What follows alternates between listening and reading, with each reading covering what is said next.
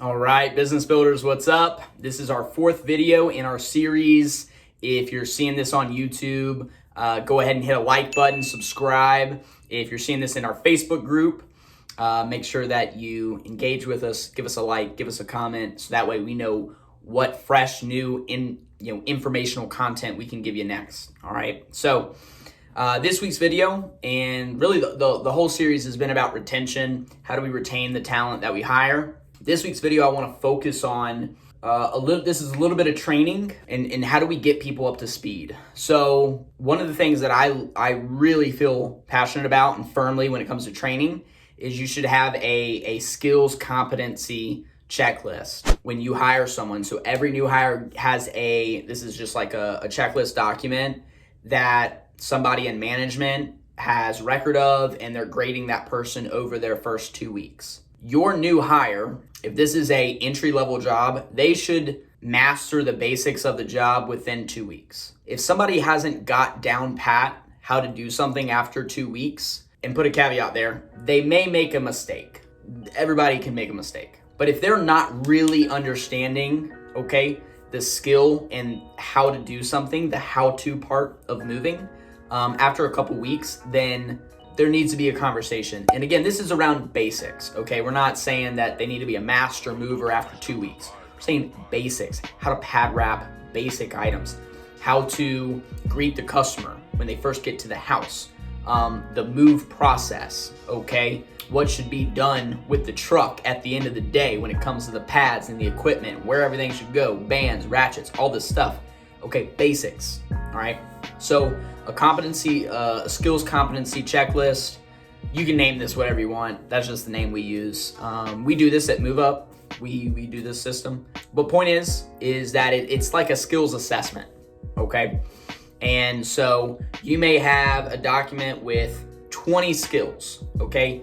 How to pad wrap a chair, a dining chair. How to protect a 3-seater couch, okay?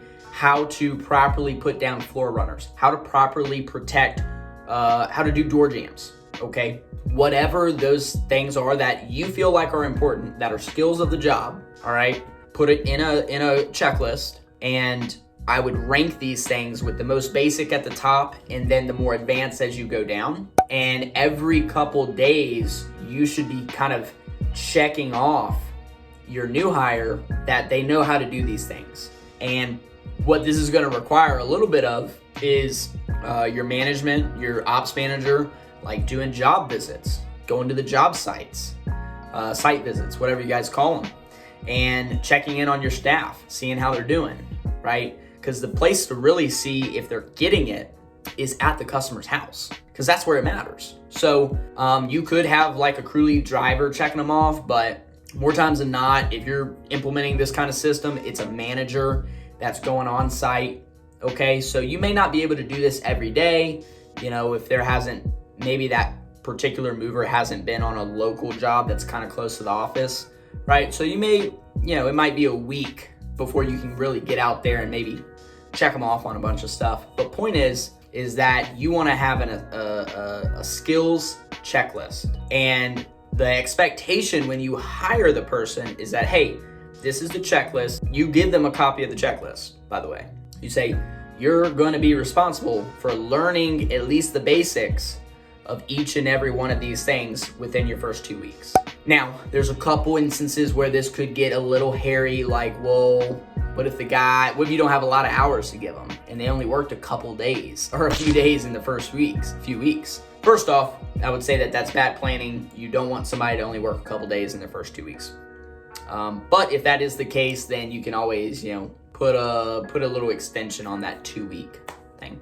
My goal and my mission is to make it a priority for that person to get caught up to speed as fast as possible. Okay, so I want to get that person equipped, ready to go, trained with urgency as quickly as I can. And so I'm going to put a deadline.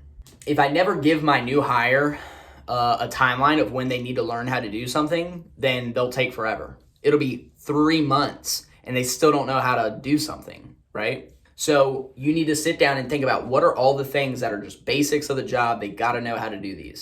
And you decide what's the extent of that list. there may only be 7 things on there.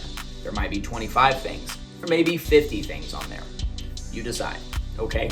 But it puts a sense of urgency on your new hire. They now know that this is expected, and what you have is now a quicker uptime in training, okay?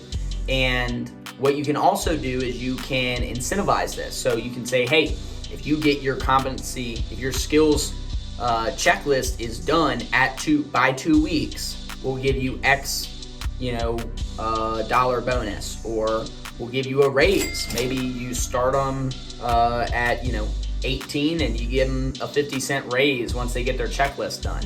The key here is not shortcutting the assessment in the checklist. So you need to really make sure that these things are competently done by your new hire. All right. This is just another layer in the process of retaining people, because people like to work places where they're good at their job. So if I'm not any good at my job, I'm probably not going to like it. And this is the key to retaining. So if I get this person really, really trained and really good, and I teach them and they're just like really getting it, right? They're not just going out and lumping for 2 weeks. Personally, you may have some people that are in that boat, and that's fine. Maybe you just need a body, but I'm gonna put that person over there, okay? That person's not gonna get all my training time. I'm gonna invest time, money, and resources and give raises and promotions to the people that are running on track with my program, because that's what this is.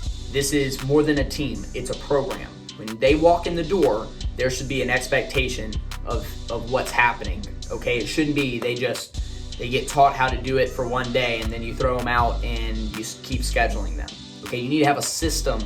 They're first, again, we said this in one of our prior videos, you don't have someone hired until they've been there for 90 days. So every single day from 0 to 90, there should be a process and an expectation and a goal for that person. And I think if you just continue to tweak, build, work on this, it'll be an incredible system. You'll be able to have people, they come in and then in 2 weeks, they know how to do generally everything that you need them to. And it allows you to move faster. Because the sooner that this new hire is now been equipped on moving, the sooner that I can start maybe thinking about teaching this person how to drive, if they're in that category, if they can drive.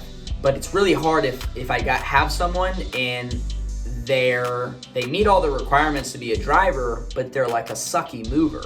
Like that stuff just is hard, because then it's like, well, I gotta have this guy because he's the better mover and he knows what he's doing, but I need this guy because he can drive, right? So instead of having those dilemmas on your plate, really just work on everybody getting competent at the job. And this gets more into training. We'll put out some more content on this stuff, and we'll give you guys more tools. But a skills competency checklist, checking off all the basics. Okay, they don't have to be a master mover. You give them 2 weeks to get all this stuff down, and you could put some consequences in on the back end if they don't get their stuff checked off in 2 weeks. Again, that's your call. If you're a really tight ship, you could say that you're going to part ways after 2 weeks, but I think that might be extreme. I think what the goal here is to get people equipped more quickly. Okay.